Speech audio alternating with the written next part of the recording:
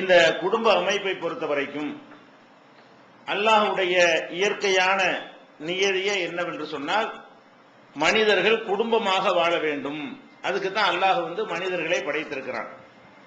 தன்னுடைய திருமறை குர்ஆன்ல சொல்லி காட்டும் பொழுது ஹுவல்லதி ஹலகக்கும் மின் நஃப்ஸின் வாஹிதா, உங்கள் அனைவரையும் ஒரே ஒரு ஆத்மாவிலிருந்து தான் அல்லாஹ் படைத்திருக்கிறான். அவரிலிருந்து அவருடைய ஜோடியை படைத்தான். ஹலக மின்ஹா ஜௌஜஹா, ஒரே ஒரு மனிதனை ஆத்மாவை படைத்துவிட்டு அவருடைய ஜோடியை அவரிலிருந்தே அல்லாஹ் படைத்தேன் என்று சொல்லி அந்த இருவர் மூலமாகத்தான் மனித குலத்தை நான் பல்கி பெருக செய்தேன் என்று திருமறை குர்ஆன்ல 7வது அத்தியாயத்தில் 189வது வசனத்தில் அல்லாஹ் சொல்லி காட்டுகிறான். இன்னும் பல வசனங்கள்ல ஆணிலிருந்துதான் பெண்ணு படைக்கப்பட்டால், எதற்காக படைக்கப்பட்டால் என்று சொன்னால் அவங்க ரெண்டு பேரும் மகிழ்ச்சியாக சந்தோஷமாக அமைதியாக வாழ வேண்டும் என்பதற்குத்தான் இப்படி நான் செஞ்சேன் அல்லாஹ் சொல்லி காட்டுறான். ஒமின் ஆயாத்திஹி அன் ஹலகலக்கும் மின் அன்புசிக்கும் அஸ்வாஜா, உங்களிலிருந்தே உங்களுடைய ஜோடியை இறைவன் படைத்திருப்பது அல்லாஹ்வுடைய அத்தாட்சிகளிலே உள்ளது. இறைவனாகிய ஒருத்தன் இருக்கிறான் என்பதற்கு ஆதாரம் என்னன்னு சொன்னா, ஆதம் ஒரு ஆம்பளையை படைத்து அவரிலிருந்து ஒரு பாற்றை எடுத்து அவருடைய ஜோடியை அல்லாஹ் படைக்கிறான்.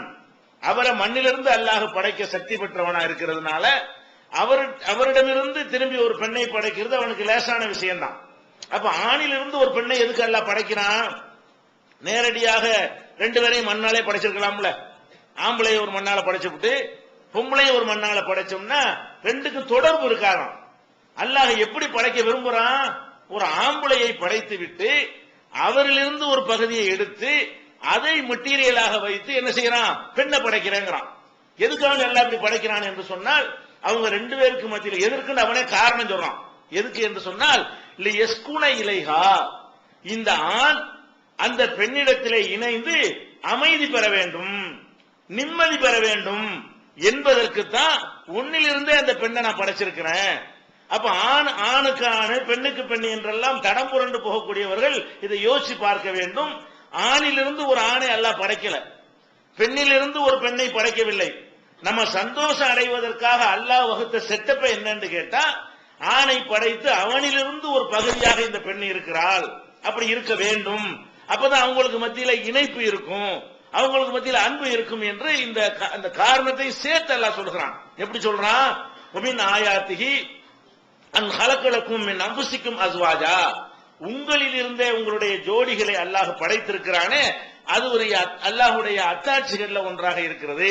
எதற்காக படைத்திருக்கிறான் என்றால் லி தஸ்குனு இலைஹா, நீங்கள் எல்லாம் அந்த பெண்களிடத்திலே உங்களுடைய மனைவிமாரிடத்திலே மகிழ்ச்சியோடு அமைதியாக இருக்க வேண்டும் என்பதற்குத்தான் இப்படி படைத்திருக்கிறேன். ஜஅல பைனக்கும் மவத்தத்தம் வரஹமா, உங்களுக்கு மத்தியில இந்த ஆணுக்கும் பெண்ணுக்கும் மத்தியில அன்பையும் கருணையையும் நான் உருவாக்கி இருக்கிறேன். யாரோ எவரோன்னு தெரியாது.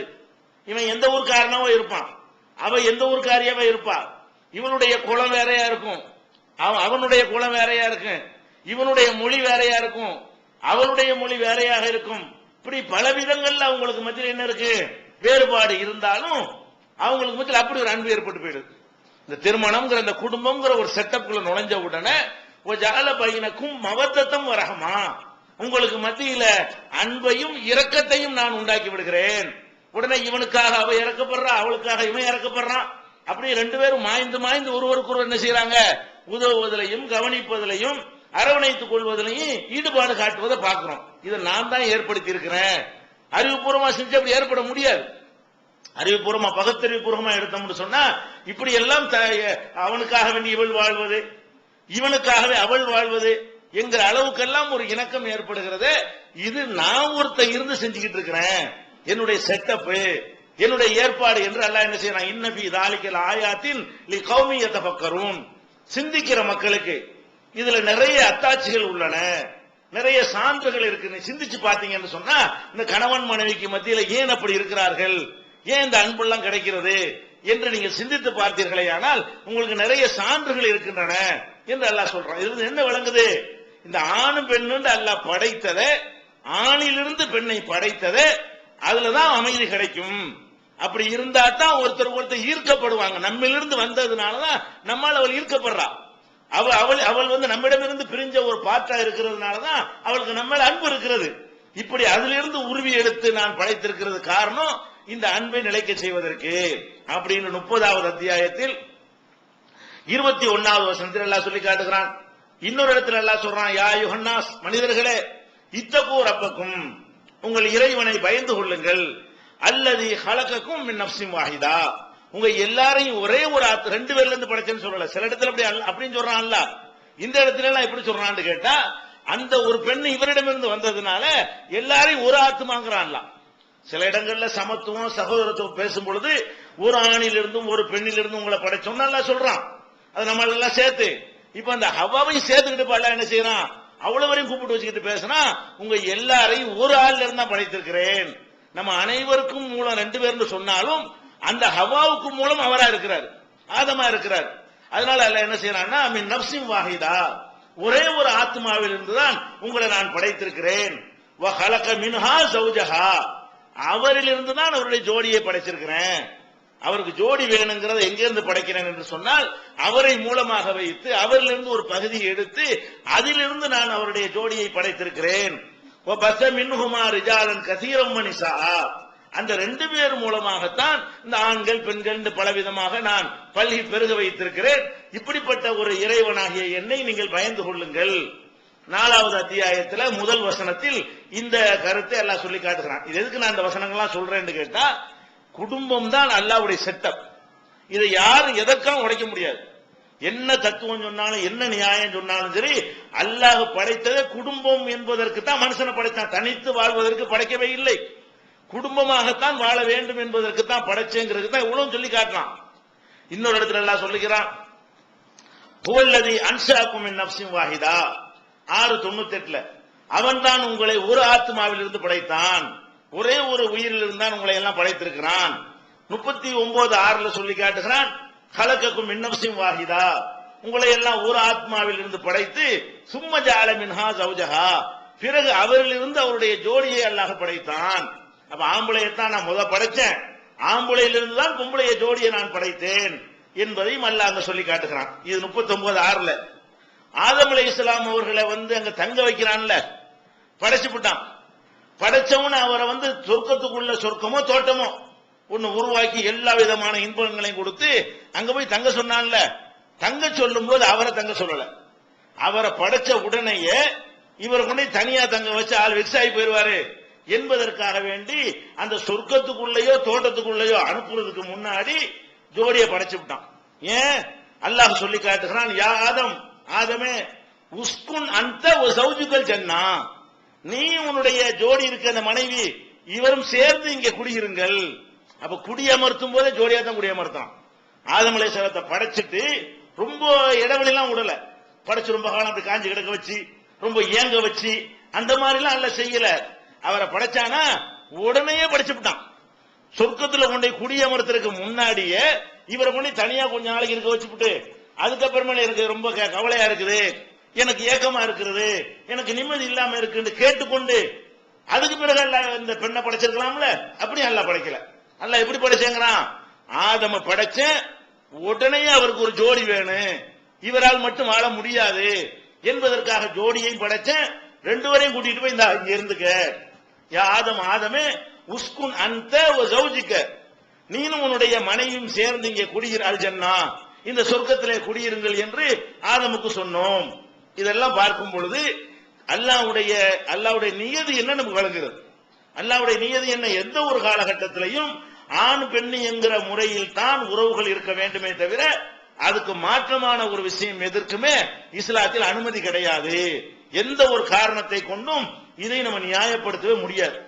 ஏன் இதை வலியுறுத்தி சொல்றோம் என்று சொன்னால், இப்ப சமீபத்தில் கூட ஒரு பிரபலமான ஒரு வெளிநாட்டு தொலைக்காட்சியில எவனோ ஒரு முஸ்லீம் பெயர்தாக்கிய கொண்டாந்து வைத்துக் கொண்டு அவன் என்ன பண்றான், இந்த மாதிரி நாங்கெல்லாம் ஹோமோவா தான் இருக்கிறோம், எங்க வழக்கமே அதுதாண்டு ஒரு பெரிய மார்க் அறிஞர் மாதிரி இருக்கான், பெரிய தலப்பாச்சி போலம் போட்டுக்கிட்டு அவனை பேட்டியை கண்டு போடுறாங்க. ஷியா பிரிவை சேர்ந்த ஒருத்தன். அப்ப எதுக்கு இஸ்லாத்தின் பெயரா, இஸ்லாம் கூட இதை ஆதரிக்கின்ற மாதிரி எதை, அதாவது குடும்ப வாழ்க்கை இல்லாம நாங்கள் ஓரின சேர்க்கையில் ஈடுபட்டுக் கொண்டிருக்கிறோம் எங்க ஊர்ல நான் வழக்கம்ங்கிற மாதிரி ஒருத்தனை சொல்ல வைக்கிறாங்க. அதை ஒரு நியூஸ் ஆக்கி என்ன செய்யறான், பிரபலப்படுத்துறான். எதுக்காக வேண்டி? அவங்க கேடு கட்டு நாசமா போன மாதிரி இஸ்லாமும் நாசமா போய்விட்டது, முஸ்லிம்களும் நாசமா போய்விட்டார்கள், இங்கேயும் இந்த குடும்பத்தை சிதைக்கக்கூடிய ஒழுக்கக்கேடுகளுக்கெல்லாம் அங்கீகாரம் இருக்குன்னு காட்டுவதற்காக வேண்டி நம்மள இருந்தே சில பேர் எடுத்துக்கொண்டு என்ன செய்யறான், இப்படியான பேட்டிகள் எல்லாம் கொடுக்க வைக்கிறதுக்காகத்தான் இதை நம்ம தெளிவா தெரிஞ்சு வச்சுக்கணும். எந்த ஒரு காலகட்டத்திலையும் இதுக்கு எதிராக எவன் பேசினாலும் சரி அது இஸ்லாம் அல்ல. ஒரு காலத்திலையும் ஒரு சமுதாயத்தை அழிப்பதற்கு அல்லாஹ் வந்து அதை காரணமாக்கி இருக்கிறான். அது எவ்வளவு பெரிய குற்றம் என்பதை நீங்கள் புரிந்து கொள்ள வேண்டும். அடுத்து இந்த குடும்பமாக இருக்கிறோம் இல்லையா, அதுல பலவித நன்மைகள் இருக்கிறது. அல்லாஹ் இந்த மாதிரி ஒரு செட்டப்பை படைச்சிருக்காங்க இல்லையா, ஆணு பெண்ணு ஜோடியா சேர்ந்து வாழ்வது என்பது, இதுல நம்ம கிடைக்கக்கூடிய நன்மைகள் ஏராளமான. உடலுக்கு நன்மை, மனசுக்கு நன்மை, சமூகத்துக்கு நன்மை, எல்லாம் கலந்தது எதுலதான் இருக்கிறது, குடும்பம்ங்கிறதா இருக்கிறது. இப்ப குடும்பம்னா என்ன? குடும்பம்னா ஒரு ஆண் பெண்ணிலிருந்து ஆரம்பிக்கும். ஒரு ஆண் பெண் கணவன் மனைவி தான் அதனுடைய துவக்கமாக இருப்பார்கள். பிறகு என்னவாக, கணவனாக இருந்தவன் தந்தையா மாறுவான். அவன் தந்தைங்கிற அந்த பேர் கூட எதனாலதான் வரும், குடும்பத்தினாலதான் வரும். அப்ப கணவனாகவும் மனைவியாகவும் இருந்தவர்கள் இவன் தந்தையாகவும் அவன் தாயாகவும் மாறுவார்கள். அதே மாதிரி இவனுக்கு தாய் தந்தை இருந்தாங்கன்னு வைங்க, அவங்களுக்கு பிறந்த வேற யாராவது இருந்தாங்கன்னு சொன்னா அண்ணனாகவோ தம்பியாகவோ அக்காவோ தங்கச்சியாவோ வருவார்கள். இந்த குடும்பம்ங்கிற ஒரு இணைப்பை வைத்தால்தான் ஒரு சமூகம் உண்டாகிறது, ஒரு கோத்திரம் உண்டாகிறது. இது வந்து ஒரு மனிதனுக்கு அவனுடைய நெருக்கடியான காலகட்டத்தில் வந்து பக்கபலமா நிற்பார்கள்.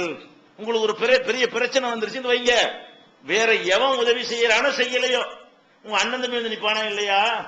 தம்பி உடையான் படை கஞ்சான்னு சொல்றாங்க. தம்பி இருந்தான்னா படையை கண்டா கூட பயப்பட மாட்டான். ஏன்? அண்ணனுக்கு பிரச்சனை தம்பிக்கு துடிக்கும், தம்பிக்கு ஒரு கஷ்டம் என்றால் அண்ணனுக்கு துடிக்கும். இப்ப அண்ணன் தம்பி இந்த மாதிரியாக ஒருத்தர் பக்கபலமாக நமக்கு ஒரு உறவு முறை எதனால கிடைக்கிறது? இந்த குடும்பம்ங்கிற ஒரு செட்டப் நுழைஞ்சாதான் கிடைக்கும். இந்த குடும்பம் இல்லாத முறையில இந்த உடல் ரீதியான உணர்வு வரும் பொழுது வேற மாதிரி போனான்னு வைங்க, அந்த மாதிரி போனவனுக்கு மச்சான் இருப்பானா, மச்சனர் இருப்பானா, மாமனார் இருப்பாரா? இருக்க மாட்டார். வேற மாதிரியாக ஒரு ஆணுக்கு ஆணு பெண்ணுக்கு பெண் இப்படி போனாங்கன்னு வைங்க, இவங்களுக்கு இந்த இன்பம் கிடைக்காது. அவங்க இந்த அண்ணன் தம்பி மாமா மச்சான் சித்தப்பா பெரியப்பா ஒண்ணுமே இருக்காது. அவன் ஆனாலே தனியா அந்த உணர்ச்சி வேகத்தில் அந்த இளமை முறுக்குல என்னத்தையாவது செஞ்சு நோயே வாங்கி கட்டிக்கிடுவான். கடைசியில் ஒரு கட்டத்தில் என்னவாவான்னு கேட்டா அவனுக்கு பக்கபலமா நிக்க யாருமே இருக்கும், அவன் மட்டும் தான் நிற்பான். சமூகத்துல அவனுக்கு என்று ஒரு சமூகமே இருக்காது, அவனுக்கு என்று ஒரு கூட்டமோ ஒரு கோத்திரமோ இருக்காது. எல்லாருக்கும் உதவி செஞ்சிட மாட்டாங்க. ஒரு நெருக்கம் இருந்தா தான் உதவி செய்வாங்க. இப்ப எனக்கு ஒருத்தர் உதவி செய்யறாருந்தா எனக்கு எந்த வகையிலாவது ஒரு தொடர்பா இருக்கணும். என் தம்பியா இருக்கணும், எங்க அண்ணம்மா சித்தப்பனா இருக்கணும், பெரியப்பனா இருக்கணும், மாமனா இருக்கணும், மச்சானா இருக்கணும், அல்லது ஏதாவது ஒரு வகையில, அல்லது என் மனைவிக்கு சொந்தக்காரனா இருக்கணும். இதெல்லாம் இருந்தா தான் நமக்கு சப்போர்ட் பண்ணுவாங்க. அப்ப இந்த குடும்பம்ங்கிற இந்த அமைப்புக்குள்ள நம்ம நுழைந்தால்தான் இதெல்லாம் கிடைக்கும். சில விவரம் கட்டு போய் சில பேர் என்ன செய்யறான், இதுக்கு சுதந்திரம்ங்கிற பெயரை உண்டாக்கி கொண்டு குடும்ப வாழ்க்கையை சீரழிக்கிற மாதிரியான நாடகங்கள் சினிமாக்களை எடுத்து அந்த ஒரு கருத்துருவாக்கத்தை உண்டாக்குறான் என்று சொன்னால் அந்த அறியாத மக்களுக்கும் கேடு செய்யறான். விளங்காம தப்பான முடிவு எடுக்கிறான அவனுக்கும் கேடு செய்து அவனுடைய முதுமையில அவனுடைய தள்ளாத வயசுல அவனுடைய கஷ்டமான நேரத்தில் அவனை அம்போண்டு நிப்பாட்டுவதற்காகத்தான் இந்த சித்தாந்தங்கள் உதவுகிறது. அதனால முதல்ல விளங்கிக் கொள்ள வேண்டும், இந்த குடும்பம்ங்கிற ஒரு அமைப்பினால நமக்கு என்ன கிடைக்கிறது, ஒரு ரிலேஷன்ஷிப் எல்லாம் கிடைக்கிறது. இந்த கணவன் மனைவி நுழைந்த பிறகு நமக்கென்று ஒரு கூட்டம் கிடைத்து விட்டது என்று சொன்னால் கஷ்டத்துக்கு ஆறுதல், ஒருத்தர் சிரமப்படுறாருன்னு வைங்களேன், ஊர்ல 50 பேர் உதவி செய்ய மாட்டான், அண்ணன் தம்பி செய்வானா இல்லையா, மாமா மச்சான் செய்வானா இல்லையா, ஒருத்தன் கொஞ்சம் மேல இருப்பான், ஒருத்தன் கீழே இருப்பான், ஒருத்தன் தூக்கி நிப்பாட்டுவதற்கு எது உதவுறது, இந்த குடும்பம்ங்கிற ஒரு அமைப்பு உதவுகிறது என்பதை உணர்ந்து எதுக்கு இதை சொல்றேன், அது கட்டிக்காக பாடுபடணும். குடும்பத்தை உடைச்சு சேர்த்துட்டு போயிடக்கூடாது. குடும்பங்கிற அந்த அமைப்பை வைத்துத்தான் நமக்கு எல்லா வகையான உதவிகளும் இருக்குமே தவிர வெளி மக்களால் அவ்வளவு உதவிகள் நமக்கு கிடைக்காது. அது ஒரு நன்மை கிடைக்கிறது. அதே போல இந்த குடும்பம்ங்கிற ஒரு அமைப்பு இருந்தால்தான் மனித குலம் பெருக முடியும். மனித குலம் பெருகினா தானே இவ்வளவு முன்னேற்றங்கள் அனுபவிக்கிறோமே. இதுக்கெல்லாம் என்ன காரணம், மனுஷன் பெருகலன்னா இவ்வளவு வசதி நம்ம அடையவே முடியாது. மக்கள் தொகை கூடி போச்சு குறைக்கணும்னு ஒரு பக்கம் கத்திட்டு இருக்காங்க விளங்காம. ஆனால் இந்த மக்கள் தொகை கூடாம இருக்குமே, ஆனால் இப்ப நீங்க அனுபவிக்கிற விஷயங்கள் அனுபவிக்க இயலுமா? இன்றைக்கு பல நவீன விஷயங்கள்லாம் கண்டுபிடிக்கிறான, இதெல்லாம் ஏன் கண்டுபிடிச்சான், மக்கள் தொகை அதிகமா போனதும் கண்டுபிடிச்சான். மக்கள் தொகை கம்மியா இருந்துச்சுன்னு சொன்னா இதை கண்டுபிடிக்கிறவனுக்கு கமர்ஷியல் அவனுக்கு லாபம் இருக்காது, நஷ்டமா போயிடும். இப்ப பஸ்ஸை கண்டுபிடிச்சான்னு வைங்க, ஊருக்கு 10 பேர் தான் இருக்கிறான், இந்த பஸ்ல எவன் ஏறுவான், ஏராட்டி இவனுக்கு இப்படி கட்டுப்படி ஆகும். வெறும் பஸ் தான் ஓடிட்டு போகணும். மக்கள் பிரிங்கி வழிஞ்சா தான் என்ன செய்யும்? அப்படியே பஸ்ஸை கண்டுபிடிச்சா ஒரு பஸ் 100 பஸ் 200 பஸ் விடலாம், மக்கள் ஏறி போவாங்க. அப்படி செய்வானால இந்த மைக்கை கண்டுபிடிச்சோம். ஊர்லயே 10 பேர் இந்த மைக் எதுக்கு சும்மா நின்று பேசி போறோம்? ஊர்ல மெட்ராஸ்ல 10 பேர் தான் இருக்கிறீங்கன்னு சொன்னா இதெல்லாம் தேவையா? சும்மா நின்று முன்னாடி உட்கார்ந்து பேசி போறோம், மைக் என்னத்துக்குங்கிறேன். அப்ப இந்த மாதிரி எல்லாம் நவீன விஷயங்கள் எல்லாம் கண்டுபிடிக்கிறது எல்லாமே எதுக்கு தான்? வாகனங்களை கண்டுபிடிக்கிறது, வசதிகளை கண்டுபிடிக்கிறது, டிவியை கண்டுபிடிக்கிறது, இது எல்லாமே எதுக்காகத்தான்? நம்பர் அதிகமாகும் பொழுது அதை வச்சு நம்ம சம்பாதிக்கணும்னு நினைக்கிறோம். அப்ப இந்த குடும்பம் என்ற ஒரு அமைப்பு இல்லை என்று சொன்னால் இந்த மனித வளம் கிடைத்திருக்காது. இந்த மனித வளம் அந்த 2 பேர் மூலமாக மனித வளம் பல்கி பெருகியதற்கே காரணம் என்னன்னு கேட்டா இவ்வளவு காலமாக கட்டி காத்து வந்த குடும்ப அமைப்பு தான். அது ஒரு நன்மை. மனித குலம் பெருகிறது ஒரு நன்மை. நமக்கென்று ஒரு இனம், நமக்கென்று ஒரு கோத்திரம், நமக்கென்று உறுதுணையாக நிற்கக்கூடியவர்கள் உண்டாவது இருக்குத, அது ஒரு நன்மை. அதையெல்லாம் விட மற்ற அண்ணன் தம்பி எல்லாம் விட்டுருங்க. இந்த கணவன் மனைவிங்கிற ஒரு செட்டப்ல இருக்கும் பொழுது அவங்க உடல் ரீதியாக அவங்களுக்கு ஏற்படுற தொடர்பின் காரணமாக அவங்களுக்கு மத்தியில் எந்த ஒளிவு முறையும் இருக்காது. உடல்ல ஒளிவு, மற்ற எதுலையும் ஒளிமுறை இல்லாட்டாலும் உடல் ரீதியாக அவர்களுக்கு மத்தியில் ஒளிவு முறை இல்லாம போகும் பொழுது ஒருத்தர் மேல ஒருத்தர் அதிகமான ஈடுபாடு வைக்கிறாங்க, அதிகமா கவனிக்கிறாங்க. ஒருத்தருக்கு தலைவலி இருந்தா அந்த பொண்ணு துடிச்சு போயிடுறான், அவளுக்கு வைத்த வலினா இவன் துடிச்சு போயிடுறான். இதற்கெல்லாம் என்ன காரணமா இருக்கிறது? இந்த குடும்பம்ங்கிற ஒரு அமைப்பு இருக்கிற காரணத்தினாலதான் அந்த அன்புகள் எல்லாம் ஏற்படுகிறது. குடும்ப செட்டப்பில் எல்லாம் ஏற்படாது. அந்த மாதிரியான ஒரு நெருக்கமான ஒரு வாழ்க்கை துணையின் மூலமாக வசதிகள் நமக்கு கிடைக்கிறது. அதே மாதிரி என்ன இருக்குன்னு கேட்டா தியாகம் செய்வது. குடும்பங்கள்ல எல்லாரும் தியாகம் பண்றான். குடும்பம் ஒரு செட்டப் வந்துருச்சுன்னு வைங்களேன், குடும்பத்தில் இல்லாத சுயநலவாதியா இருப்பான். குடும்பம்னு வந்த பிறகு என்ன செய்வான்? அவனுக்கு ஒரு தேவையா இருக்கும். தம்பி வீட்டுல ஒரு பிரச்சனையா இருக்கும், இந்த தம்பி வச்சுக்கமா, அவனுடைய தேவையை குறைத்துக் கொண்டு தம்பிக்காக கொடுப்பான், தம்பி பிள்ளைக்காக வேண்டி கொடுப்பான். பொண்டாட்டிய சமைச்சு வைப்பா, புருஷன் எல்லாம் சாப்பிட்டு நம்ம சாப்பிட்டுமா நடிச்சுக்கிடுவான். அவ தன்னுடைய அந்த பசியை கொஞ்சம் அடக்கி கொண்டு புருஷனை சாப்பிடணும். ஒரு தாய் பிள்ளைய கொடுத்து என்ன செய்யறா? இருக்கிற புள்ள கொடுத்து சாப்பிடறப்ப சந்தோஷப்படுறா. இப்ப எல்லாமே ஒட்டுமொத்தமாகவே புள்ள தாய்க்கு தியாகம் பண்றான், தாய் பிள்ளைக்கு தியாகம், புருஷனுக்கு பொண்டாட்டி தியாகம், பொண்டாட்டிக்கு ஒழுங்கான குடும்பமா இருந்தால், குடும்பத்தை ஒழுங்கான முறையில் நம்ம அனுசரிக்கக்கூடியவர்களாக இருந்தால் இந்த தியாகம் சுயநலமற்றவர் குறைந்தவர்களாக நம்ம இருப்போம். அதை சுயநலம் உலகம்லாம் சொல்லுவான். நம்ம சுயநலமா இருக்கிற நமக்காக இருக்கிறது இல்ல, நம்ம குடும்பத்துக்காக தான் அவன் சம்பாதிக்கிறான். சுயநலவாதிங்க அட சம்பாதிச்சு அவனா திங்கிறான், முன்னாடி கொடுக்குறான்ல, பிள்ளை கொடுக்குறான்ல, சித்தப்பா பெரியப்பா கூட, அது சுயநலமாப்ப? சுயநலம் சொன்னா அவனை வச்சுக்கிட்டு தான் சுயநலம். ஒருத்தர் நிறைய சம்பாதிக்கணும், பணக்காரன் ஆகணும், கோடீஸ்வரன் ஆகணும் ஆசைப்பட்டு சம்பாதிச்சான்னு சொன்னா ஒரு வகையில வேற கோத்திரத்துக்காரங்களுக்கு சுயநலம் மாதிரி தெரியும். நெசமா சிந்திச்சு பாத்தீங்கன்னா சுயநலம் இல்ல. எந்த ஒரு வசதி படைத்தவனு விரல் விட்டு எண்ணக்கூடிய 1-2 கஞ்ச பேரவழிகளை கழிச்சிட்டு பார்த்தோம்னு சொன்னா எல்லாருமே மற்றவங்களுக்காக தான் உழைக்கிறான். நீங்க சம்பாதிக்கிற பணத்தை எல்லாம் நீங்களா வச்சுக்கிறீங்க, கடையில வேலை செய்யறீங்க, ஒரு சேல்ஸ்மேனா இருக்கிறீங்க, ஒரு கடை வச்சிருக்கிறீங்க, பாப்பாக்கு அனுப்புறீங்க, அம்மாக்கு அனுப்புறீங்க, பொண்டாட்டிக்கு அனுப்புறீங்க, வெளிநாட்டுல போய் கஷ்டப்படுறீங்க, அந்த பணத்துல நீங்களா வச்சுக்கிறீங்க. இந்த கஷ்டம் தியாகம் தானே. வெளிநாட்டுல போய் நீங்க உங்க வயிற்றுக்குன்னா நீங்க இவ்வளவு கஷ்டப்பட வேண்டியிருக்குமா? நம்ம வயிற்றுக்கு மட்டும் சாப்பிடுறதா இருந்தா ஒரு 2 நாளைக்கு உழைச்சா போதும். 2 நாளைக்கு உழைச்சு வர்ற சம்பளம் 30 நாளைக்கு தின்று போயிடலாம், ஒரு ஆள் மட்டும் சாப்பிடுறதா இருந்தா. நம்ம ஏன் மேற்கொண்டு 28 நாள் உழைக்கிறோம்? பொண்டாட்டி நல்லா இருக்கணும், புள்ள நல்லா இருக்கணும், அண்ணன் நல்லா இருக்கணும், தம்பி நல்லா இருக்கணும், குடும்பம் நல்லா இருக்கணும், அத்தா நல்லா இருக்கணும், அம்மா நல்லா இருக்கணும், எல்லாம் தானே. அதுக்கு மேலே எல்லாம் நிறைய தந்தா சமூகம் நல்லா இருக்கணும், ஊர் நல்லா இருக்கணும், உலகம் நல்லா இருக்கணும், வாரி வாரி கொடுக்குறோம். அப்ப இந்த குடும்பங்கிற ஒரு விஷயத்தை விட்டு வெளியே போனவன் எவனா இருந்தாலும் சரி, வெறும் சுயநலத்தை தவிர அவனுக்கு வேற ஒண்ணுமே இருக்காது. அவன் நம்ம சுகம், நம்ம உடம்பு, நம்ம நல்லா இருக்கணும், நம்ம ஜாலியா இருக்கணுங்கிறது மட்டும்தான் அவன்கிட்ட மிச்சமா இருக்குமே தவிர எந்த விதமான ஒரு சமூக அக்கறையும் எந்த விதமான தியாக மனப்பான்மை இல்லாதவனா மாறிடுறான். இதெல்லாம் இந்த குடும்பத்தினால் நமக்கு கிடைக்கக்கூடிய ஒரு நன்மை. அதே மாதிரி குடும்பத்துல இந்த உடல் ரீதியான சமூக ரீதியான நன்மை இருக்கிறதோட உடல் ரீதியான நன்மை இருக்கு, மன ரீதியான நன்மை இருக்குங்கிறான். இந்த குடும்ப வாழ்க்கையில கணவனாக மனைவியாக அவர்கள் எப்படி அந்த குடும்ப வாழ்க்கையை நடத்தணும் பின்னாடி நம்ம சொல்லுவோம். குடும்ப வாழ்க்கையில நிறைய ஃபெயிலியர் ஆகுறது, பிரச்சனைகள் வருவதற்கெல்லாம் இஸ்லாத்துல தீர்வு அவங்களுக்கு தெரியறது இல்ல. இஸ்லாத்துல அனைத்துக்கும் தீர்வு இருக்கிறது. அது 2வது நம்ம வைத்துக் கொள்வோம். இந்த குடும்ப வாழ்க்கையில நம்ம சந்தோஷமா கணவன் எப்படி இருக்க வேண்டும் அப்படி இருந்து, மனைவி எப்படி இருக்க வேண்டும் அப்படி இருப்பார்களே, ஆனால் அவங்களுக்கு என்ன கிடைக்குதான்? ஒழுங்கான இல்லற வாழ்க்கை இருந்தால், ஒரு ஆம்பளை எடுத்துக்கிட்டோம், பெண்ணை எடுத்துக்கிறோம், இந்த இல்லறத்துல ஈடுபடும் பொழுது முழு உடம்பும் ஈடுபடக்கூடிய ஒரே வேலை அதுதாங்க. மூட்டை தூக்குனா முதுகுக்கும் கைக்கும் தான் வேலை, மற்றதுக்கெல்லாம் வேலை கிடையாது. எந்த ஒரு வேலையை கொடுக்குறீங்க வாங்குறீங்க, எந்த வேலை செஞ்சாலும் சரி ஃபுல் உடம்பும் ஒவ்வொரு அணுக்களுக்கும் ஒர்க் இருக்குமான ஒர்க் இருக்காது. இந்த தாம்பத்தியத்தில் ஈடுபடக்கூடிய நேரத்தில் தான் உடம்புடைய ஒவ்வொரு செல்லுகளும் என்ன செய்யுது, உழைக்குது. உடம்புடைய சாப்பிடுறோம் என்றால் அந்த சாப்பாடை ஜீரணமாக்குறதுக்கு சில பொருள்கள் இருக்கும், அது வேலை செஞ்சுக்கிறோம். இந்த சாப்பாட்டை செமிக்கிறது கைக்கு எந்த வேலையும் கிடையாது, உள்ள தள்ளணும் கை சும்மா இருந்துக்கிறோம். அந்த செமிக்க வைக்கிற வேலை என்ன செய்யும், குடல் உட்கார்ந்து அரைச்சி கிரைச்சி அதை ரசாயனம் திறந்தா செஞ்சுட்டு போயிடும். இதே மாதிரி ஒவ்வொரு வேலையும் செய்வதற்கு 10 உறுப்புகளோ 5 உறுப்புகளோ 15 உறுப்புகளோ 20 உறுப்புகளோ வேலை செய்யும். ஆனா தாம்பத்தியத்தில் ஈடுபடும் பொழுது என்னவாகுதுன்னு கேட்டா, ஒட்டுமொத்த உடம்புடைய ஒவ்வொரு அணுக்களும் என்ன செய்கிறது, அது ஈடுபடுகிறது, அனைத்து அணுக்களும் வேலை செய்கிறது. அதனாலதான் ஒரு மனுஷனுக்கு பிறக்கக்கூடிய குழந்தை அச்சு அசல் அவன மாதிரியே வருது.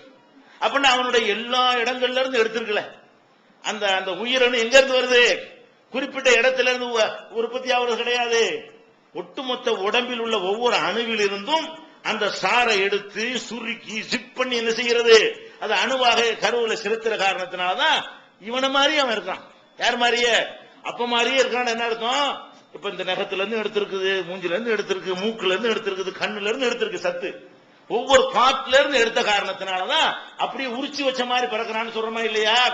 சில நேரத்தில் உரிச்சு வச்ச மாதிரி இல்லாம போயிடும், காரணம் ரெண்டு மிக்ஸ் ஆகுறதுனால. அவனுடைய இது கொஞ்சம் கலந்துருமா இல்லையா, அதனால சில இடங்கள்ல மாறி, சில நேரத்தில் அப்படியே இருக்கும். ஒருத்தர் அப்ப மாதிரியே எப்படி இருக்கும், கொஞ்சம் கூட வித்தியாசம் தெரியாது. இந்த வயசுலதான் வித்தியாசம் இருக்குமே தவிர, அந்த முதுமை இளமைங்கிற வித்தியாசம் இருக்குமே தவிர தோற்றத்தில் ஒரு மாற்றம் இருக்காது. அப்ப ஒரு மனிதனுடைய ஃபுல் பாடியும் இயங்கக்கூடிய ஒரு இடம், ஆணா இருந்தாலும் பெண்ணா இருந்தாலும் இந்த தாம்பத்தியத்தை தான் ஃபுல் பாடி வேலை செய்யுது. இந்த தாம்பத்தியத்தை சரியாக அவங்க இல்லற வாழ்க்கையில் ஈடுபட்டு சந்தோஷம் அனுபவிப்பார்களே ஆனால் முதலாவதாக கிடைக்க நன்மை என்ன தெரியுமா, நம்ம மனிதன் மூளையை கொண்டுதானே மனுஷன், மூளையினாலதான் நம்ம பகுத்தறிவு இருக்க போய் தான் நம்ம சிந்தனையில சிறந்தவன் சொல்லிட்டு இருக்கிறோம். இந்த மூளை திறன் அதிகரிக்கணுமா இல்லையா, நமக்கு மூளை திறன் தாம்பத்தியத்தினால் அதிகரிக்கும். தாம்பத்திய வாழ்க்கையினால என்ன அதிகரிக்கும், மூளை திறன் கூடும் அப்படின்னு சொல்லி ஒரு எலிகளை வச்சு ஆராய்ச்சி பண்றோம். எலிகளை வைத்து சில எலிகளை பெண் எலியோட சேராம தனியா கொஞ்சம் எலியை வச்சு போடுறான்.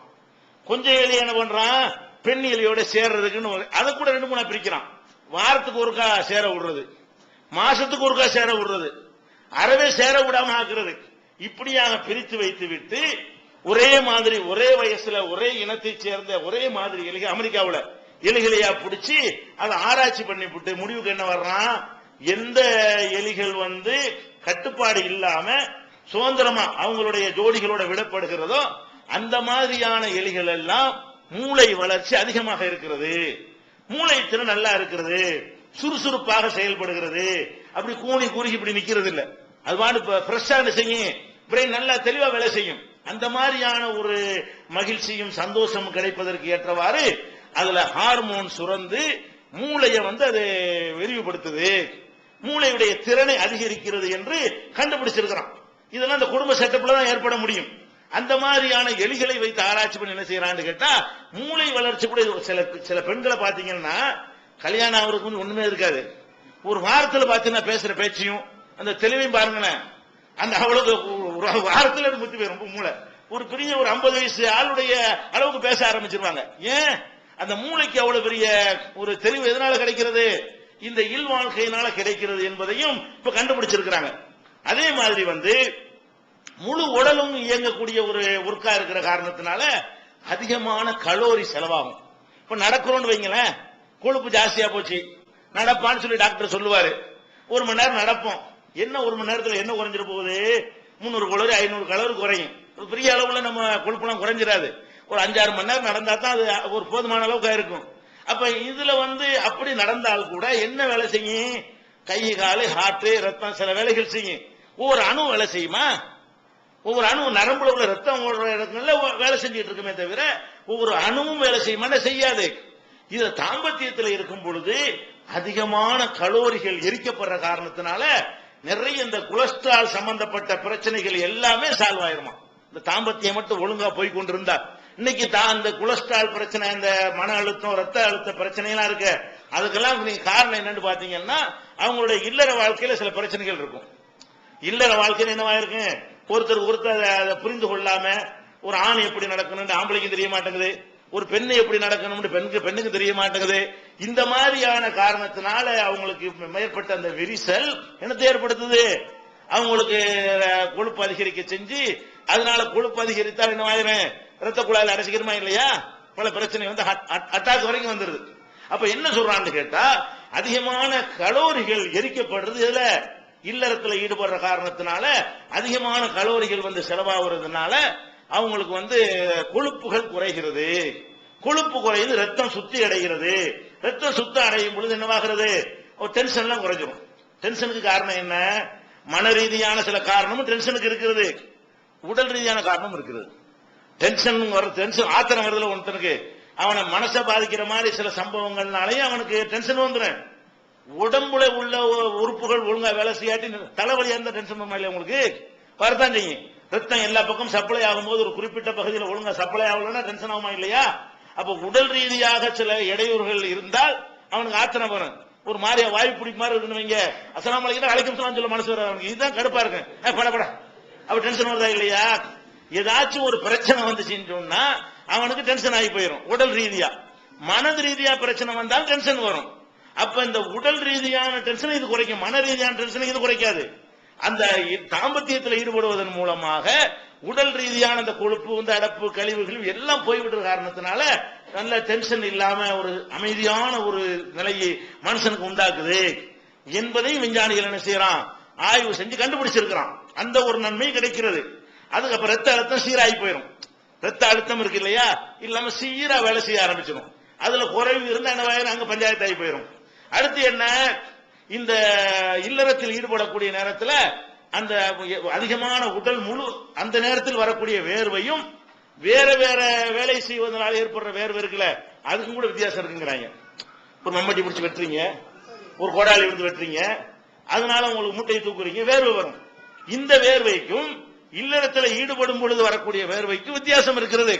அது ஒட்டுமொத்த உடம்புடைய அனைத்து பகுதியில் இருந்தும் அந்த உப்புகளும் அந்த கழிவு நச்சு பொருள்களையும் வெளியேற்றுகிறது. அந்த நேரத்தில் வரக்கூடிய அந்த வேர்வையில பாடியில் இருக்கக்கூடிய நிறைய கழிவான பொருள்கள் எல்லாம் அதன் மூலம் வெளியேறுகிறது. அப்ப என்னவாயிருது, ரொம்ப சுத்தமான ஒரு நிலையை நோக்கி மனுஷன் வந்துடுறான். அழகா தூக்கம் வர்றதுனாலதான் இந்த தாம்பத்தியில் ஈடுபட்டவர் நல்ல ஒழுங்கான முறையில் செஞ்சாங்கன்னா படுத்து தூக்கம் வராம மோட்டை பார்த்து இருக்க வேண்டிய அவசியம் இருக்காது. அழகான முறையில் தூக்கம் வரும். அது மாதிரி நிம்மதியை தரும் எல்லாம் சொல்றான். அதே மாதிரி இப்ப கூட விளையாட்டு வீரர்கள் என்னஞ்சாங்க, ஒழுங்கா விளையாடல என்றவன அதுக்கு இப்ப ஆராய்ச்சி பண்ணி கண்டுபிடிச்சிருக்கிறான். இவனை விளையாட்டுன்னு இவனை ஆக்கி வேற எதுலையும் சிந்தனை இல்லாம ஆக்குனதுனாலதான் அவன் ஈடுபட மாட்டேங்கிறான் ஒழுங்கா. அவனெல்லாம் டெஸ்டுக்கு உண்டாக்குன்னு டெஸ்ட் பண்ணி எடுத்தா அவன் என்ன கண்டுபிடிக்கிறாங்க, இவங்க ஜோடியை பிரிஞ்சு இருக்கிறது காரணம். விளையாட்டுன்னு ஆரம்பிச்சா என்ன செய்யறான், உடற்பயிற்சின்னு மாச கணக்குல உடற்பயிற்சின்னு சொல்லிட்டு மாச கணக்குல என்ன செய்யறான், அது உடம்பையே கவனிக்கிறான். அவனுக்கு தப்பா யாரும் சொல்லி கொடுத்து விட்டாங்க, குடும்ப வாழ்க்கையில் ஈடுபட்ட சத்தெல்லாம் போயிடும், அப்படி தப்பா சொல்லி அப்பெல்லாம் ஒன்னும் போயிடாது. வழங்குதா, அவனுக்கு தப்பா சொல்லி கொடுக்கப்படுது. குடும்ப வாழ்க்கையில் ஈடுபட்டு வை, அந்த பாடி அப்படி இருக்காது, ஸ்ட்ராங்கா இருக்கு, அவனுக்கு வேலை செய்ய முடியாது என்றெல்லாம் சொல்லி கொடுத்தவன அடுத்த விளையாட்டு நம்ம ஜெயிக்கணும் என்று நினைத்து கொண்டு அவனாவும் தவிர்க்கிறான். பயிற்சிங்கிற பெயர்ல அந்த கோச்சு கொடுக்கக்கூடியவர்களும் தவிர்க்க வைக்கிறார்கள். அதனால தோத்து போயிடுறாங்க நிறைய இடத்துல. அப்ப யார் ஜோடியோடு சந்தோஷமா இருந்து கொண்டு விளையாடக்கூடிய அந்த கட்டங்கள்லையும் சந்தோஷமா இருக்கிறார்களோ அவங்களுடைய செயல்திறன் அதிகரிக்கிறது, அவங்களுடைய வீரம் அதிகரிக்கிறது. இப்ப நபிகள் நாயகம் ஸல்லல்லாஹு அலைஹி வஸல்லம் அவங்க போருக்கு போறது, போருங்கிற டென்ஷன், போருக்கு போற சும்மாவா, போருக்கு போற உயிரை பணைய வைக்கிற விஷயம், திரும்பி வருவோமா இல்லையான்னு தெரியாது. போருக்கு போகும்போது மனைவியரை கூட்டு போறாங்க. எதுக்கு, அப்பதான் டென்ஷன் எல்லாம் போர் செய்ய முடியும். போறது யுத்தத்துக்கு போகும் கூட ரசூல் ஸல்லல்லாஹு அலைஹி வஸல்லம் என்ன செய்வாங்க, மனைவிமார்களோ யாரையாவது ஒரு ஆளை சீட்டு குலுக்கி போட்டு கூட்டு போவாங்க மனைவியோடு தான். ஏன், அப்பதான் அந்த போர் வியூகத்தை ஒழுங்கா வகுக்க முடியும். போருக்கு போனாலும் உயிரை கொடுக்கிற ஒரு வேலையா இருந்தாலும் அந்த நேரத்திலும் என்ன செய்யணும், அந்த சந்தோஷமான விஷயங்கள் நடந்து கொண்டு இருந்தா தான் அதை வியூகம் வைக்க முடியும், திட்டம் போட முடியும், எதிரிகளுடைய அதை ஒழுங்கா ஃபேஸ் பண்ண முடியும், மூளை ஒழுங்கா வேலை செய்யும். இல்லைன்னா உடம்பு அங்க இருக்கும், இங்கெல்லாம் மனசுல அந்த ஊர்ல மதீனாவுல இருக்கும், அப்படி இருந்தா சரியா வருமா? அதுக்காக ரசூல் ஸல்லல்லாஹு அலைஹி வஸல்லம் அவங்களுடைய வாழ்க்கையில இதை சொல்லி தர்றாங்க. நமக்கு யுத்த காலத்துக்கு போனாலும் அது மாதிரியான ஒரு சந்தோஷம் இருக்க வேண்டும் என்பதற்காக வேண்டி இது மாதிரியான பல நன்மைகள் இந்த குடும்ப வாழ்க்கையில் நமக்கு ஏற்படுகிறது. இந்த குடும்ப வாழ்க்கைய தக்க குடும்ப வாழ்க்கையை தேர்ந்தெடுக்கிறது எப்படி, அதெல்லாம் ரெண்டாவது வச்சுக்கிடுவோம். இந்த குடும்ப வாழ்க்கை சந்தோஷமா போக வேண்டும் என்று சொன்னால் அந்த குடும்ப வாழ்க்கைக்கு எதிரான பல காரியங்கள் நம்மிடமிருந்து எடுபடணும். குடும்ப செட்டப்பை சதைக்கக்கூடியது என்ன? ஆண்களிடமும் பெண்களிடமும் காணப்படுகிற அந்த கணவனோட இருந்து கொண்டே மனைவி ஒரு தவறான ஒரு நாட்டம் கொள்வது, மனைவியோட இருந்து கொண்டே கணவன் தவறான ஒரு உறவை விரும்புவது, அங்கதான் குடும்பம் சேர்ந்து நாசமா போகுது. அந்த ரெண்டை விட்டுருங்க. ஏற்கனவே சொன்ன 3 விஷயம் இருக்குது இல்லையா, அதை விட்டுருங்க. அது நம்மள்ட்ட வேணாம். நம்ம குடும்பத்துக்குள்ள வந்துட்டோம். குடும்பத்துல வந்து கொண்டு இருக்கக்கூடியவர்கள் அந்த குடும்பத்தை எப்படி சதைக்கிறாங்கன்னு கேட்டா, அதுல விசுவாசமாக இருப்பதில்லை. விசுவாசமாக இருப்பார்களே ஆனால் கணவனுக்கு மனைவியும், மனைவிக்கு கணவனும் விசுவாசமாக இருப்பார்களே ஆனால் இப்ப நான் சொல்லக்கூடிய நன்மையில உங்களுக்கு கிடைக்கும். எப்ப வேற ஒரு பக்கம் உங்க கவனத்தை திருப்பி விட்டீர்களோ மனைவி உங்களுக்கு அசிங்கமா தான் தெரியும். வேற ஒருத்தன் பக்கம் உங்களுடைய கவனத்தை திருப்பி விட்டால் கணவன் உங்களுக்கு அருவருப்பா தான் தெரியும். அப்ப நம்முடைய கவனத்தை எங்க வச்சுக்கிறேன்னு, கணவன் மனைவியையும் மனைவி கணவன்டையுமே வைத்துக் கொண்டிருந்தீர்களே ஆனால் மட்டும்தான் இப்ப நம்ம சொன்ன இந்த நன்மைகள், இந்த இன்பங்கள், உடல் ரீதியான பிரச்சனை எல்லாமே கரெக்டா வருவதாக இருந்தால் நம்ம என்ன செய்யக்கூடாது, இதை விட இது நல்லா இருக்கு அது நல்லா இருக்குன்னு போனீங்கன்னு வைங்க, தடம் மாற விட்டோம் மனச, அவ்வளவுதான். இங்கேயும் சந்தோஷம் இல்லை, அங்கேயும் சந்தோஷம் இருக்காது. நீ ஹலாலான முறையில கணவன் மனைவிங்கிற ஒரு முறையில ஈடுபட்டால் அந்த மாதிரியான ஒரு பிரச்சனையும் கிடையாது. அப்ப யாரை எவரும் இந்த கணவன் மனைவியின் மூலமாகவே எல்லா இன்பத்தையும் அடைய முடியும். எந்த கணவன் மூலமாக எந்த மனைவி முழு சந்தோஷத்தை அடைய முடியும். அதை விளங்காம என்ன பண்றாங்கன்னு கேட்டா, இப்படி வேலியை தாண்டுறது, ஆணும் பெண்ணும் வேலி தாண்டக்கூடிய நேரத்தில் 2 பேருக்கும் என்ன இருக்காது, அதுல எந்த விதமான சந்தோஷம் இருக்காது, எந்த விதமான நிம்மதியும் இருக்காது. அங்க போற அதனாலே அவனுக்கு டென்ஷன் கூடத்தான் செய்யும். டென்ஷன் குறைக்க வேண்டிய ஒரு வேலை இது. இந்த வேலை என்னத்தை செய்யுங்கிறான் சயின்டிபிக்கா, உன் டென்ஷனை குறைக்கும், உனக்கு நிம்மதியை தரும்ன்றான். இவன் அதையே நல்ல விஷயத்தை கெட்டதாக்கி போறான். நிம்மதியை மருந்தே விஷமாகி போயிடுது. மருந்தே விஷமா போனா, மருந்தே நோயா போன, மருந்து எதுக்கு சாப்பிடுறது, நோயை குணமாக்குறதுக்கு. மருந்த நோயா போச்சுன்னா என்ன அவர் அந்த மருந்து சாப்பிட்டு என்ன, அது சாப்பிடாம இருந்திருக்கலாம், நல்லவாசி இருந்திருப்பான். அப்ப அந்த மாதிரியான ஒரு நிலையில அழகான ஒரு மருந்தை, தாம்பத்தியம்ங்கிற மருந்த, குடும்பத்துல சந்தோஷமா இருக்க வேண்டிய ஒரு மருந்த இவன் ஒழுங்கா புரிந்து கொள்ளாத காரணத்தினால மருந்தை விஷமாக்கி கொண்டான். அவனுக்கு இந்த மனைவிட்டே அவனுக்கு சந்தோஷம் கிடைக்காது, வேற போற இடத்துலயும் சந்தோஷம் கிடைக்காது. இவளுக்கு புருஷன்டை சந்தோஷமா இருக்க முடியாது, வேற இடங்களையும் சந்தோஷமா இருக்க முடியாது. அப்ப இந்த தடம் மாறக்கூடாது என்பது நம்ம என்ன செய்யணும், கவனமா இருக்கணும். குறிப்பா முஸ்லிம்களை பொறுத்த வரைக்கும் நமக்கு இது லேசானது, வேற வேற சமுதாய மக்களுக்கு இது கஷ்டமானது. ஏன், அவனுக்கு இந்த இறைநெறி மறுமை அதெல்லாம் அவனுக்கு நம்பிக்கை கிடையாது. நம்மளை பொறுத்த வரைக்கும் அல்லாஹ்வுடைய செட்டப்பை நம்ம நம்பணும். அல்லாஹ் பார்த்துக்கிட்டு இருக்கிறான். மறுமையில நமக்கு ஒவ்வொரு நல்ல செயலும் கெட்ட செயலும் அவனுடைய பதிவேட்டில் ரெக்கார்ட் ஆக்கப்படுகிறது என்றெல்லாம் நம்ம நம்புகிறோம். அப்ப இஸ்லாம் இது சம்பந்தமா நமக்கு என்னென்ன கட்டளை போட்டிருக்குதோ அதையெல்லாம் மனசுல ஆழமா இருத்தி கொண்டோமே ஆனால் கண்டிப்பா இந்த மாதிரியான சைத்தானியத்தை நம்மகிட்ட இருந்தால் ஈடுபட்டு போய்விடும். நபிகள் நாயகம் ஸல்லல்லாஹு அலைஹி வஸல்லம் அவங்க பல அறிவுரைகளை சொல்றாங்க. எப்படி சொல்றாங்க, லா யஸ்னி ஸானி ஹீன யஸ்னி வஹுவ முஃமினுன். ஒருத்தன் தப்பான ஆம்பளை 2 பேருக்கு உள்ளதுதான். விபச்சாரம் செய்யக்கூடிய ஆணா இருந்தாலும் பெண்ணா இருந்தாலும் சரி, அந்த தவறான செயலை செய்யக்கூடியவர்கள் யாரா இருந்தாலும் அதை செய்கிற நேரத்தில் மூமினாக இருக்க மாட்டார்கள். அப்ப உனக்கு அந்த மாதிரி நீ தப்பா செஞ்சிட்டு இருக்கும் மண்டையை போட்டு வை, நீ மூமினா கிடையாது. சாவை எதுல வருது, கடைசி காரியமே அதுவாக உனக்கு இருக்குமையானால் அந்த மாதிரி நேரத்தில் ஒருத்தருக்கு அப்படி யோசிச்சு பார்க்க வேண்டும். தவறான செயலை விரும்பக்கூடியவர்கள் யோசித்து பார்க்க வேண்டும். நம்ம அந்த தவறான செயலில் ஈடுபட்டு இருக்கும் பொழுது அது மாதிரியான ஒரு கட்டத்தில் நமக்கு சாவு விட்டால் என்ன ஏற்படும், அந்த இடத்துல மூமியா இருக்க முடியாத, ஈமான் அந்த இடத்துல விளைகிறது. திரும்பி அல்லாம அப்படின்னு சொன்னா ஈமான் ரிட்டர்ன் ஆகிக்கிறோம். ஆனால் அந்த செயலை செய்யும் போது மூமினா இருக்க மாட்டான்னு சொல்றாங்க ரசூல் ஸல்லல்லாஹு அலைஹி வஸல்லம். லா யஸ்னி ஸானி ஹீன யஸ்னி வஹுவ முஃமினுன். அந்த விபச்சாரம் செய்யக்கூடிய யாரா இருந்தாலும் சரி, விபச்சாரம் செய்யும் நேரத்தில் மூமினாக இருக்க முடியாது. அந்த செகண்ட்ல மூமின் கிடையாது. அந்த அரை மணி நேரமும் 10 நிமிஷமும் அந்த மாதிரி காரியத்தில் ஈடுபட்டு இருக்கிற நேரங்களில் அவன்கிட்ட ஈமான் இருக்காது. அப்ப நம்ம மூமின் என்ன யோசிக்கணும், அல்லாவை நம்பி இருக்கக்கூடிய ஒரு முஸ்லிம் யோசிக்கணும். நம்ம வணக்க வழிபாடு எல்லாம் செய்யறோம், எதுக்காக செய்யறோம், அவன்கிட்ட மாட்டிக்கிறாம இருக்கிறது செய்யறோம். அப்ப நம்ம ஈமான ஒரு அந்த நேரத்திலும் மரணம் வரலாமா இல்லையா, நமக்கு எளிதா போட்டு வச்சிருக்குது, உனக்கு மரணம் இந்த நேரத்தில் வராதுன்னு சொல்லி. அப்படி தெரிஞ்சா அந்த மாதிரி நேரத்தில் செஞ்சு வந்துடலாம்.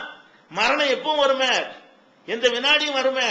அப்ப நம்முடைய மூத்து அந்த நேரத்தில் வந்து விட்டால் என்னன்னு ஒவ்வொருத்தரும் உணர்ந்தானையானால், ஒரு ஆணோ பெண்ணோ உணர்ந்தார்களே ஆனால் அவங்கள்ட்ட இந்த மாதிரி என்ன வருமா, ஆஹா இந்த மாதிரி செயலில் ஈடுபடும் போதே மண்டையை போட்டா என்ன ஆகுறது, அந்த நேரத்தில் வந்து மலக்குள் மூத்த நம்மளை பிடிச்சிட்டாருன்னு சொன்னா நமக்கு எது என்ன ஆகுறது, அல்லாவிடத்திலையும் போயிரும், உலகத்திலையும் நாரி போயிருமே.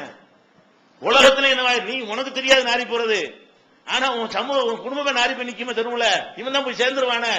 ஒரு தப்பான செயலில் ஈடுபட்டு இருக்கும் மண்டையை போட்டா ஊர் உலகம் தெரிஞ்சு போயிரும்லங்க. அப்ப உலகத்திலையும் காரி துப்பக்கூடிய ஒரு நிலைமை ஏற்பட்டு விடும்.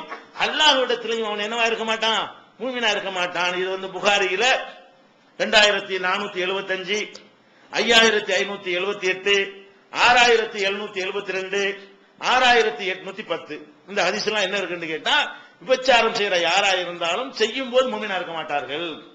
அந்த செய்யற நேரத்தில் ஈமான போயிடுது, பாவத்திலே பெரிய பாவம் ஆக்கி விட்டுறாங்க, மூமினான்னு இருக்க முடியாது அப்படின்னு சொல்றாங்க. அதே மாதிரி ஒருத்தர் கேட்கிறார், அப்துல்லா இப்னு மசூத் ரலியல்லாஹு அன்ஹு அவர்கள் நபிகள் நாயகம் ஸல்லல்லாஹு அலைஹி வஸல்லம் அவங்கள்ட்ட கேட்கிறாங்க, அய்யுது தன்பி ஆலம் இந்தல்லாஹ், பாவங்கள்லயே அல்லாஹ்விடத்துல கடுமையான பாவம் எது, பெரிய பெரிய பாவங்கள்லாம் இருக்கிறது, அல்லாஹ்விடத்துல பயங்கரமான பாவம் என்று எதை சொல்லலாம் என்று இப்னு மசூத் அவர்கள் நபிகள் நாயகம் ஸல்லல்லாஹு அலைஹி வஸல்லம் அவங்கள்ட்ட கேட்கிறாங்க. அப்ப ரசூல் ஸல்லல்லாஹு அலைஹி வஸல்லம் சொல்றாங்க, அன்தஜஅல லில்லாஹி நித்தா வஹுவ ஹலகக, அல்லாஹ் வந்து உன்னை படைத்திருக்கும் பொழுது, அவன் தான் உன்னை படைச்சான்னு உனக்கு நல்லா தெரிகிறது, அவனுக்கு நிகரா ஒரு ஆளை நீ உண்டாக்கிட்டேன்னு வச்சுக்க, முடிஞ்சு போச்சு, அதான் பெரிய பாவம். அவன் நம்மளை படைச்சிருக்கிறான், நீ யாரை போய் அந்த இடத்துல வச்சாலும் அவங்க கண்டிப்பா உன்னை படைச்சிருக்க மாட்டாங்க. நீ அவுலியா வச்சுட்டு போ, மகான வை, பெரியார எவரை வேண்டாலும் வை, அவர் உன்னை படைச்சாரா, அவரே படைக்கப்பட்டிருக்கிறாரு. அப்ப நீ போய் அல்லாஹ் உன்னை படைத்திருக்கும் போது அவன் இடத்துல ஒரு ஆளை கொண்டே வச்சுட்டேன்னு வை, அதான்ப்பா பெரிய பாவம் அப்படிங்கிறாங்க. அப்ப அவர் இப்னு மசூத் சொல்றாரு, இன்னதாலிக்கிற அலீமுன், சஹாபாக்களை பொறுத்த வரைக்கும் இது சின்ன விஷயம் தானே, இதுதான் தெரியுமே, இது பெரிய பாவம் தானே, இதுதான் அனைவருக்கும் தெரிஞ்ச விஷயம் தானே, அடுத்து என்னன்னு கேட்கிறாரு. அல்லாஹ்வுக்கு இணை வைக்கிறது பெரிய பாவங்கிறது எல்கேஜியா இருக்கணும் ஒரு முஸ்லீமுக்கு, அது என்ன செய்யக்கூடாது, அப்படியான்னு கேட்கிற மாதிரி இருக்க கூடாது, அதான் தெரியுமேங்கிற அளவுக்கு தெளிவா இருக்கணும். அல்லாஹ்வுக்கு இணை கற்பிக்கிறது தான் பெரிய பாவம்னு சொன்னா அது எப்படி இருக்கணும், 5 10ங்கிற மாதிரி இருக்கணும், அது எந்த டவுட்டுமே வரக்கூடாது. ஆமா அதான் பெரிய பாவம், செய்யற பாவங்கள்ல பயங்கரமான. இப்னு மசூத் வழிமொழிகிறாரு, இன்னதா அலிக்கல் அலீமுன், அதான் பெரிய பாவம் தெரியுமே அப்படிங்கிறாரு.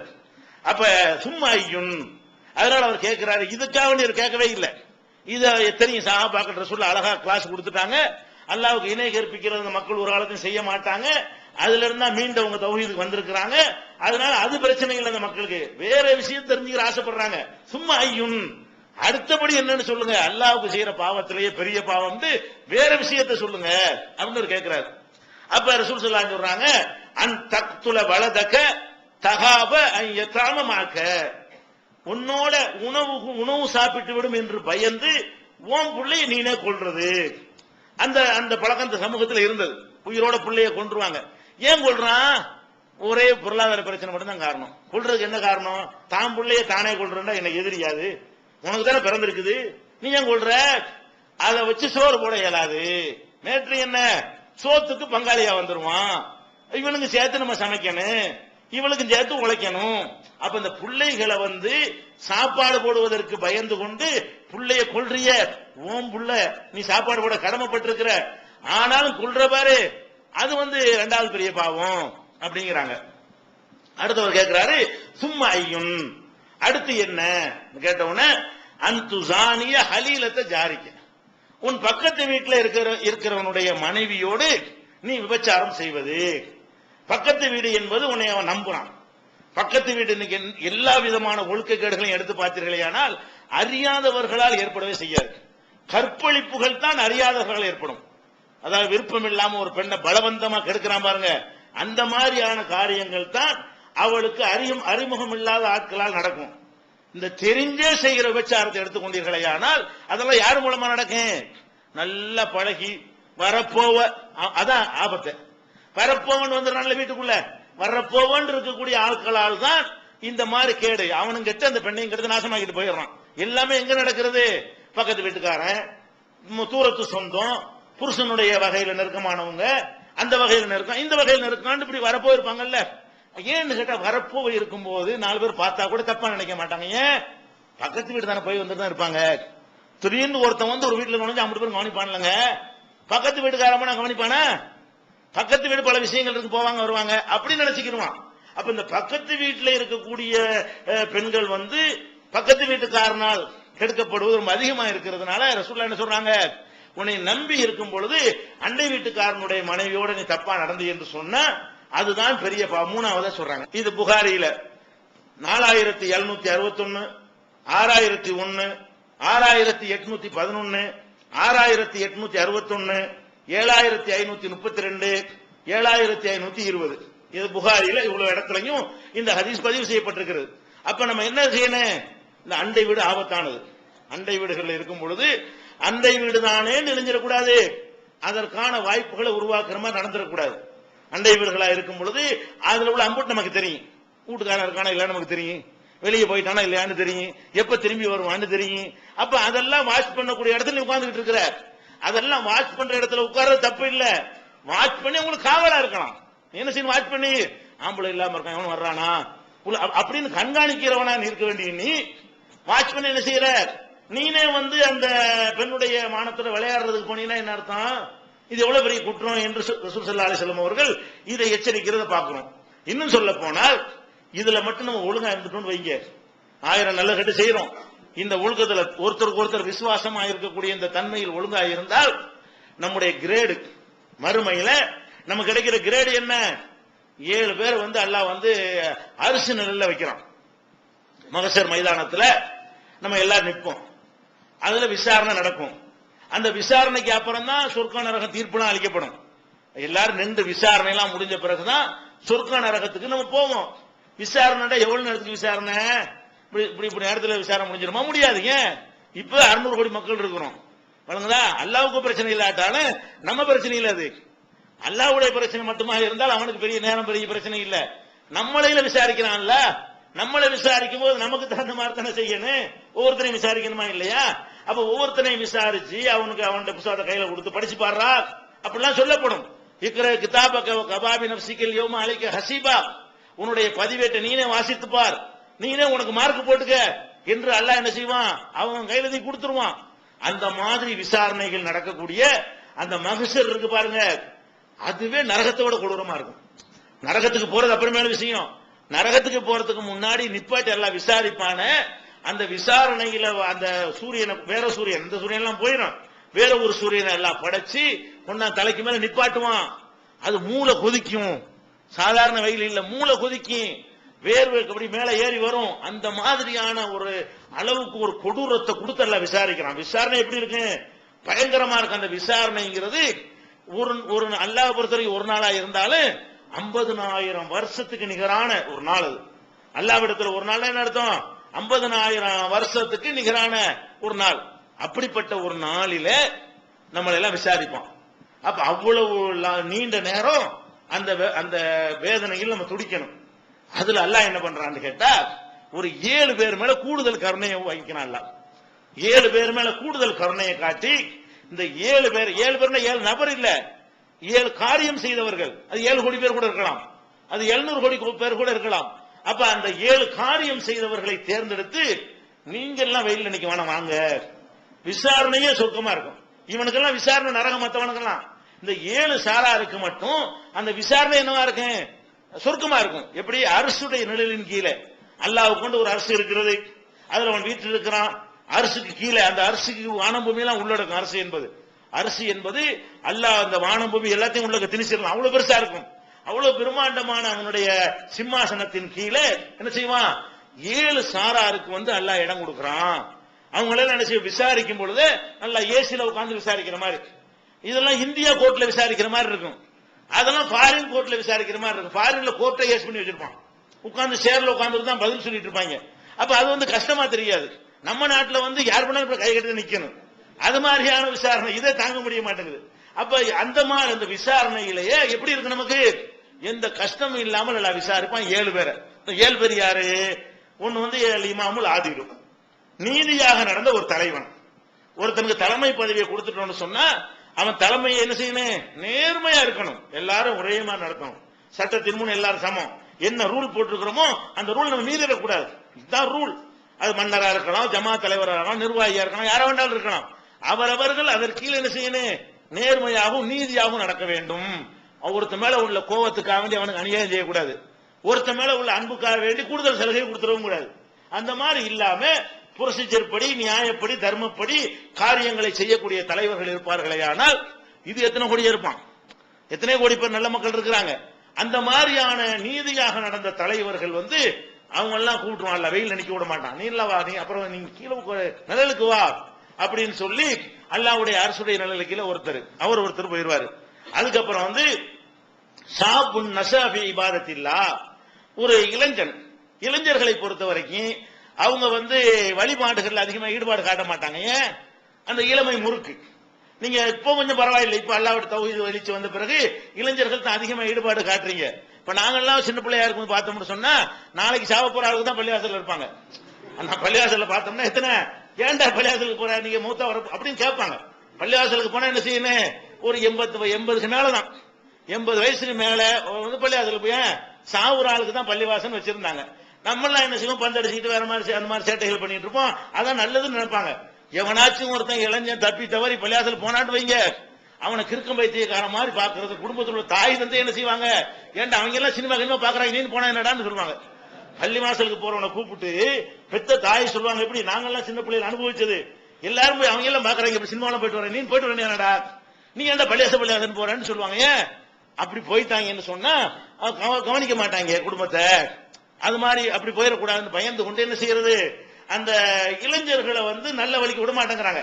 இப்ப அல்லாஹ்வுடைய கிருபையில இந்த ஏகத்துவ எழுச்சியினால இளைஞர்கள் நிறைய பேர் என்ன செய்யறாங்க, அல்லாஹ்வுடைய இபாதத்தில் ஈடுபடுறாங்க. அப்ப அல்லாஹ்வுடைய இபாதத்தில் ஈடுபட்ட இளைஞர்கள் அதெல்லாம் தனியா பிரிச்சிருவான். கிழவனா இருந்து ஈடுபட்டீங்கன்னா உனக்கு அரசு கீழே உட்கார்ந்து விசாரிக்க மாட்டான், வெயில்ல போட்டு விசாரிப்பான்.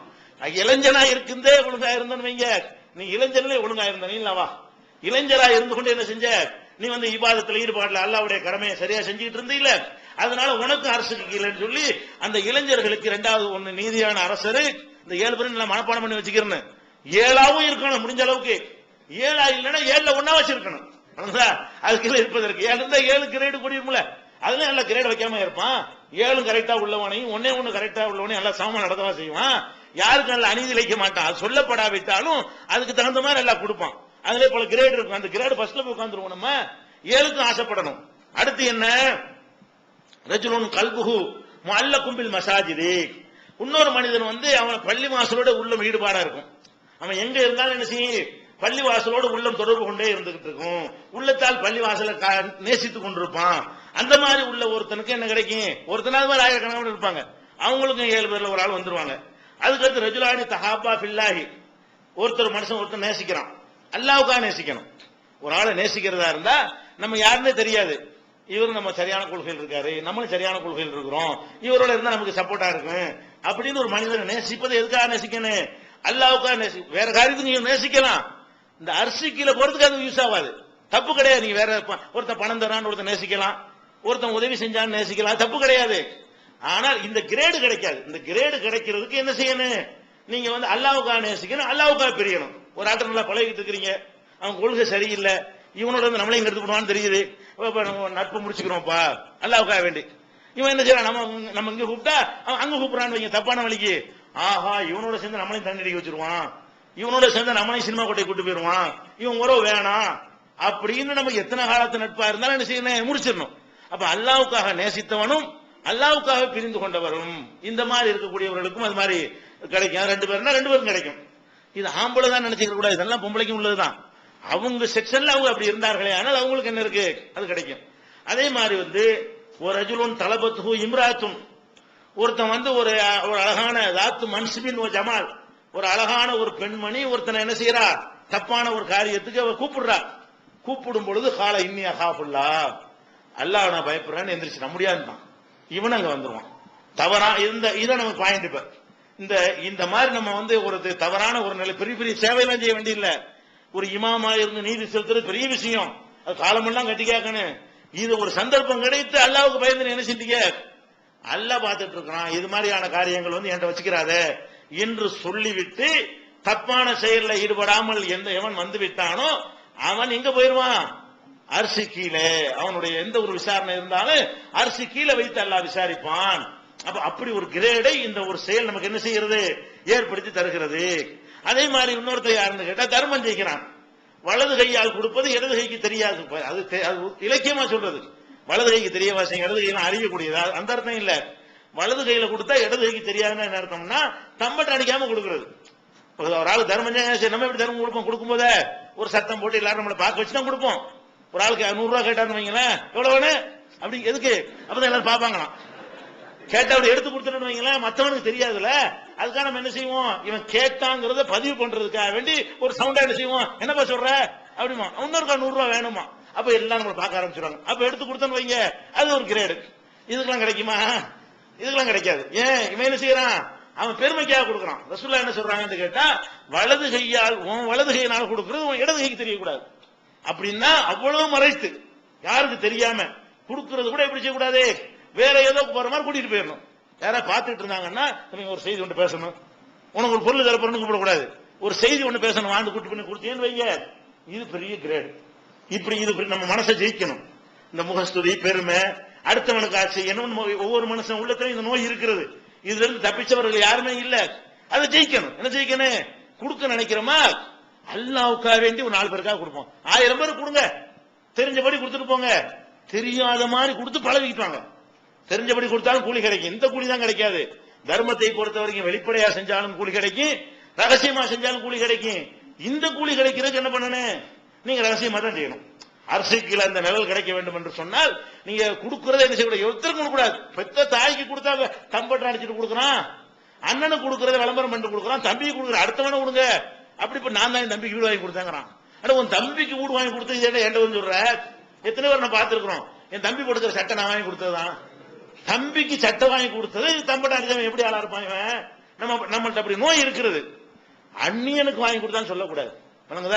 அந்த மாதிரி நம்ம நடந்து கொண்டோமே ஆனால் அதுவும் கிடைக்கும். அடுத்து ஒரு அஜுன் ஜக்கரல்லா ஹாலியன், அல்லாஹ்வை சபையில எல்லாரும் நினைவு கூறலாம், தனியா நினைவு கூறணும். எப்படி நினைவு கூறணும்?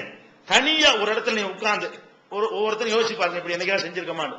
தனியா உட்கார்ந்து அல்லாஹ்வை நினைச்சு அழுது ஐநாகும், கண்கள்ல இருந்து தண்ணி வடிஞ்சு, இப்படி எவனாச்சும் செஞ்சால் அவனுக்கு அரசியல் நல்ல இருக்குது. நீங்க எத்தனை விஷயங்கள் பள்ளியாசல துவா செய்றீங்க, ராத்திரி விடி விடி தொழுவுறீங்க, இதெல்லாம் எல்லாரும் இருக்கும்போது செய்றீங்க. எல்லாரும் இருக்கும்போது செய்யற தப்பு எதுவும் செய்யணும். எல்லாரும் இருக்கும்போது செஞ்சாலும் இதுல எல்லா ஒரு 4 பேர் பாக்குறக்கா கூட செய்யலாம்ல. இது என்ன ஊரோட சேர்ந்து ஒரு தமிழ் போவோம், ஏன்டா வீட்டுல கிடக்குறேன், வீட்டுல பொன்னாடி கேட்பானோட தினம் வந்திருப்போம். இங்க வந்திருக்கிற ஆள்கள்ல கூட அம்மா திட்டுவாங்க, அண்ணன் திட்டுவாருன்னு சொல்லி வந்தவங்க எல்லாம் இருக்குதானே செய்வோம். இதெல்லாம் பியூர்னு சொல்ல இயலாது. நீங்க எல்லாரும் தூங்கின பிறகு இருட்டுல இருந்து உட்கார்ந்துகிட்டு தனியா தான், யாருக்கும் தெரியக்கூடாது, ஒருத்தருக்கும் தெரியாம எந்திரிச்சு உட்கார்ந்து நீங்க அழணும். எதுக்கு அழணும்? அல்லாஹ்வை நினைச்சு அழ வேண்டும். அல்லாஹ் நம்ம இதை செஞ்சுட்டோமே. ஏன் நம்ம அழுவுறதுக்கு நிறைய காரணங்கள் இருக்கு. நம்ம தப்பு செய்யாத ஆள்களா? யாரும் தப்பு இல்ல, எல்லாரும் தப்பு இருக்கிறது. அப்ப நம்ம தப்புகளை நினைத்து அழுது நம்மள்ட்ட இருந்து கண்ணி அல்லா என்ன தண்டிச்சிடாத, என்ன மனுஷரு, இனிமே செய்ய மாட்டேன்னு சொல்வதற்கு ஒரு தப்பு கூட நீங்க செய்யலையா? அப்படி செய்ய மனுஷனே கிடையாது. நம்ம கண்டிப்பா நம்ம எல்லாத்தையும் ஏதாவது இருக்கிறது. அப்ப அந்த மாதிரி தனியாக இருந்து அழுது கண்கள்ல 2 சொட்டு கண்ணீர் வந்துருச்சுன்னு சொன்னா அவனே எல்லாம் கொடுப்பான். தனியா உட்கார்ந்து ஒருத்தருக்கும் தெரியாம அழுது இல்ல, இது எப்படிப்பட்ட கிரேடு உள்ள காரியம்? இங்க வாடா, கீழே வாடா, அரிசி கீழே வாடா எல்லாம் கூப்பிட்டுருவோம். இது புகாரியில 660, 1423, 6806 இது மாதிரியான ஹதீஸ்கள் இது இருக்கிறது. இன்னும் சொல்ல போனா இந்த ஒழுக்கமாக நடப்பது சம்பந்தமாக இன்னும் அது நம்ம ஆழமா பதிஞ்சாதான் ஒழுங்கா நடப்போம். குடும்ப வாழ்க்கைக்கு முன்னாடி பேசிக் ஒழுங்கா இருக்கணும், அஸ்திவாரம் நல்லா இருக்கணும், அப்புறம் தான் கட்டடத்தை எழுப்பணும். அஸ்திவாரம் போடாம கட்டத்தை எழுப்பிட்டா ஒரே காத்துல கீழே விழுந்துரும். அஸ்திவாரம் என்ன? முதல்ல நம்ம விசுவாசமா இருக்க வேண்டும். நம்ம என்ன செய்யணும்? ஒழுக்கமாக கட்டுப்பாடாக ஆணும் பண்ணி இருக்க வேண்டும். அதுக்குரிய மெசேஜ்களை நம்ம முதல்ல அறிந்து கொள்ள வேண்டும். அதை செஞ்சுட்டு தான் நம்ம குடும்ப வேலுக்குள்ள போக முடியும். இது மற்ற விஷயங்கள் இன்ஷா அல்லாஹ் அடுத்தடுத்த நாட்கள் பார்க்கலாம்.